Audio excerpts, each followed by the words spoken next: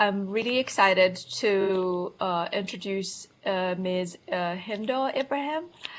She's the co-chair of the International Indigenous Peoples Forum on Climate Change from the Bororo Pastoral Community in Chad. Ms. Ibrahim is founded the Association of Indigenous Women and the Peoples of Chad and works to empower Indigenous voices and ensure their inclusion on international platforms. So over to you, Hindou. Really excited to hear from you today. Thank you so much, Catherine, and hi, everyone. It's a great pleasure to be with you here in Indigenous Peoples GEO Summit.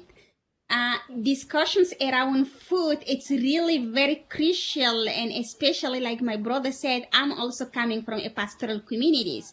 So I am coming from the Sahel regions where there is the higher food insecurity and hunger around the world. And as I'm coming from indigenous pastoralist communities, so I'm seeing that changing over the years. So let me share with you just some concrete examples and we can take it from there. You know, our peoples do not depend from the end of the month salaries. They do not get a cash to go to the supermarket buying them food, or they do not have a fridge where they can put them food for the week and eat them. So in my peoples, we depend from nature. Forest is our supermarket, our pharmacy, our food, our water. And when the rain is come, we get our food. When the rain didn't come well, we do not get our food, and it's called hunger and food insecurity. With the climate change impact, we are seeing our season change a lot. So our rain season become much and much shorter with irregular rains, and that can make a drought. That's the issue of the last year with a heat more than 48 and 50 degrees Celsius. So imagine if you have the crops, you cannot grow them up in this kind of weather. Or like this year's, the rain season become much heavier with a lot of floods. So even in our towns, there are all flood and people move with the canoe inside the city. And when you go to the community level, we have one of the river who didn't give any water for 30 years. So since I was a baby, but this year, this river was full of water and the president was happy to go there and visit. So when you see these extreme weather events, for us, we are living the climate impact, and that is directly impacting our food security. And that's how we are seeing like this year also become very special in the Sahel region, and especially my country, Chad, who become the #1 food insecurity impacted. So from this season change, for us, it's creating a shrinking the resources, and people are fighting to get access to those shrinking resources. And then it's create a conflict because everyone wanted to eat. So last week, there was a communities fight where there was more than 100 people dead. Why? Because there was farming place and there was water point. They are pastoral peoples. And this is exactly what is happening around all the Sahel regions. Now, the indigenous communities who used to live in harmony with the others, they turn it into enemy because of those resources, because of access of the food. And from our own cattle, you know, just like 10 years ago when I used to milk with my grandmother, we used to milk 2 times a day during the rain season, 1 time a day during a dry season. But now, during the dry season, we milk only 1 time every 2 days. The first day, we milk for ourselves. The second days, we leave the milk for the baby cows. Because otherwise we cannot fit our needs together between our animals and between ourselves. So that have a huge impact in our survival and in our diet. And that's why there is an increase of the malnutrition in the communities. And then people need to get a new food system to get adapt, because we used to just exchange our milk with the cereals, and it's make a perfect diet for us. We do not have any sickness. But now in indigenous communities, there are new sickness that like diabetes, like cancer. So they're experiencing a lot of new disease that coming because of the diet that changed a lot. They have to complete from buying to another market that we do not know the product.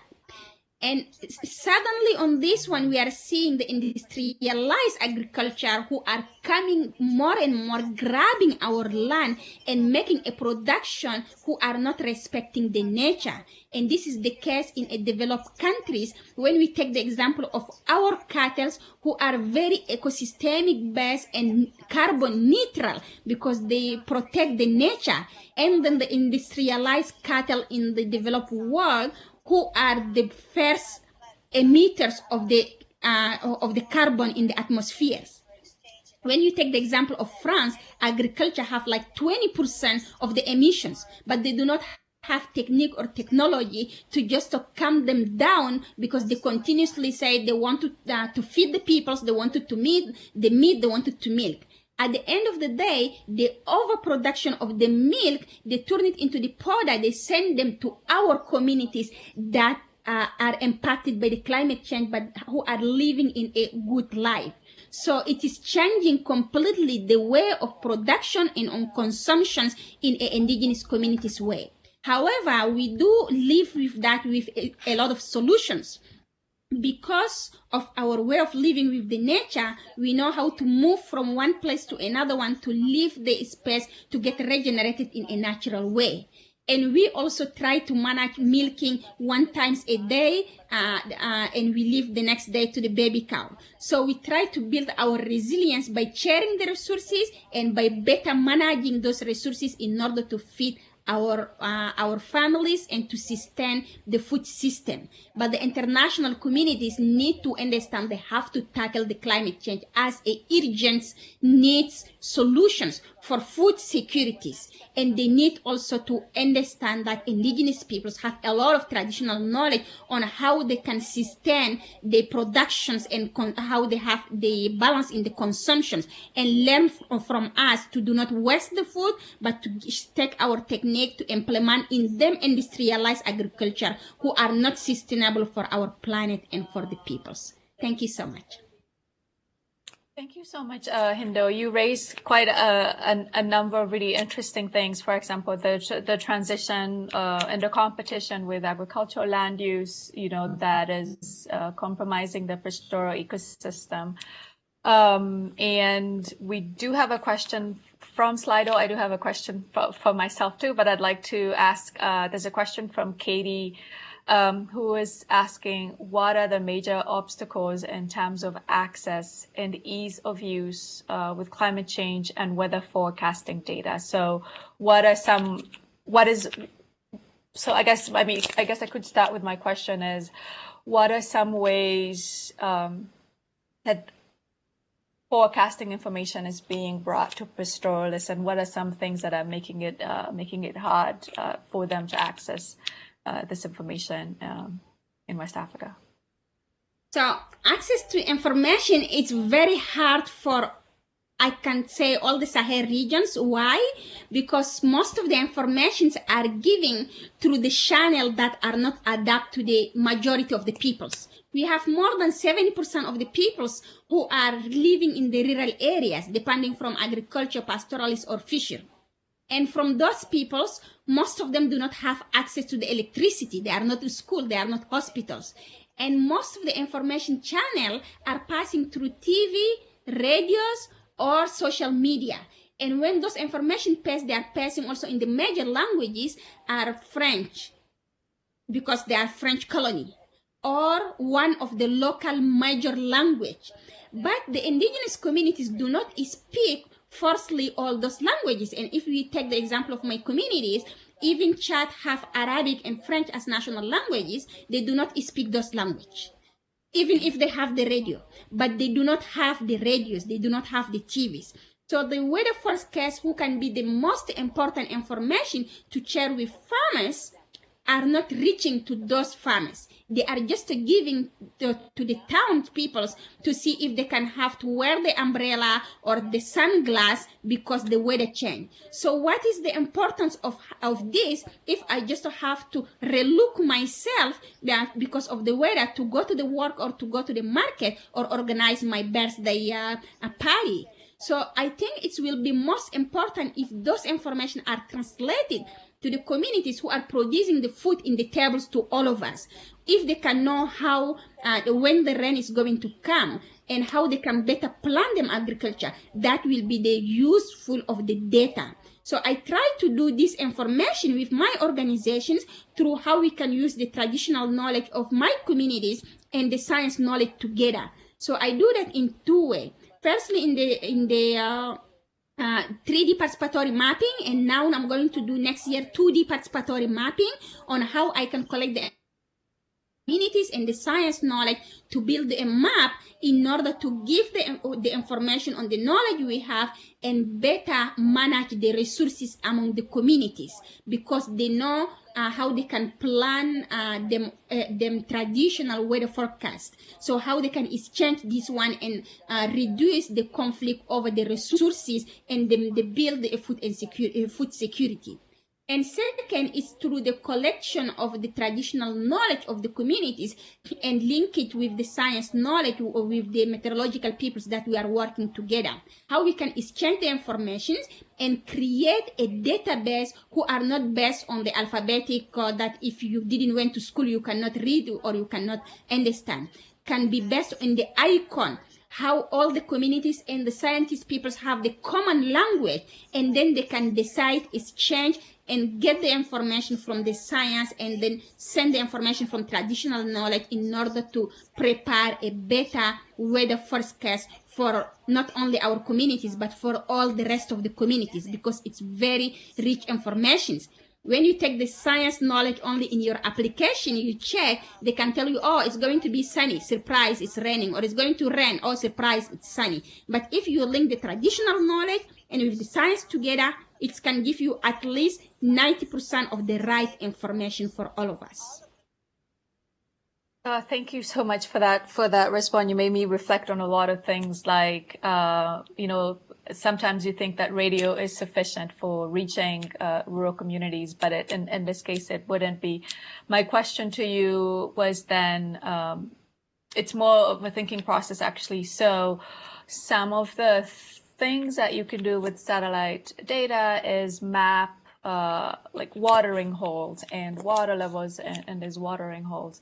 So how do we get from a map product? So, like with your work with participatory mapping, I can see how it could benefit from, large scale satellite based mapping that could be validated by the village. But then how do we get from very early warning based information and try and get it to the community as quickly as possible? Because I'm sensing that perhaps you might have to have a lot of, interfacing with the community. So how do we accelerate making that information rapidly useful for where you could, pastoralists could go to water their animals? How do we accelerate getting that information there? So I think we can do it in two ways, how we can accelerate the early warning system. Firstly, we cannot design the information and go give it to the communities as beneficiaries. That cannot work. So firstly, we need to design those information together with the communities. In the early warning system, it needs to be focused on, it is in the water, it is in the food, it is in whatever. So what is the priorities of the communities and how it can be designed together to give them this information that they wanted to have, not the information that we wanted to give them. And secondly, we can do it by using the technology, because many people are talking about creating apps that can give the early warning system information. So if the communities design their needs together with the people who wanted to help them, so at the second time, we can have the step of, it is going to be an applications. It is the communities can get any smartphone, can they get access to the electricity or solar panel to charge it, or they can just get it for 1 month and being excited? I have a smartphone, then I can make my photos, my videos, and the next of the day you don't have electricity and you just put it in your pocket and wait the next week to go and charge it. So they are a process. So this technology need to set up firstly the first step of giving them the power energy that they can have access on it. And secondly, maybe if it is the radio that can work, or if it is the phone with application that can work, or we can use the old system from mouth to the air, that we can give the information, because it's still this one is the one who is working. From my organization, we get through the phone during this COVID. This is the best example of how we can create or learn from this one to create an early warning system. So when the COVID come, all the information are going also through radio, TVs, and in the major languages. And then while the COVID is going very fast information, every day at the beginning they say okay, the market are closed. Next day they say oh, the pharmacy are closed. Next day they say oh, no one can go out. Okay, 6 people cannot gather. So every single day there are new decisions that coming. But to the communities, those decisions cannot reach out to them. So they become victim because they cannot apply those measures to their own health, but they become also victim because the other soldiers who understand the information, they can make them pay a tax 2-3 times. So what we did is just getting through the phone, and every single decisions, we call the community chief is there. We say, you know what is happening? There are those things happening.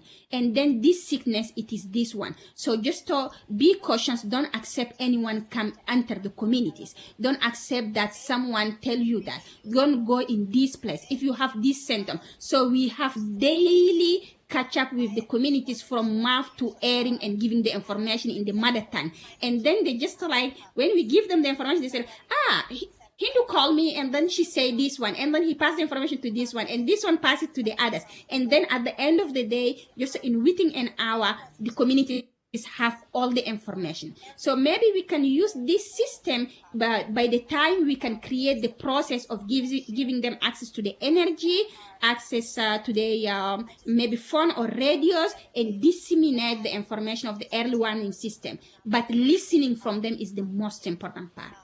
Absolutely. Absolutely. I agree with you. Thank you so much, Hindou.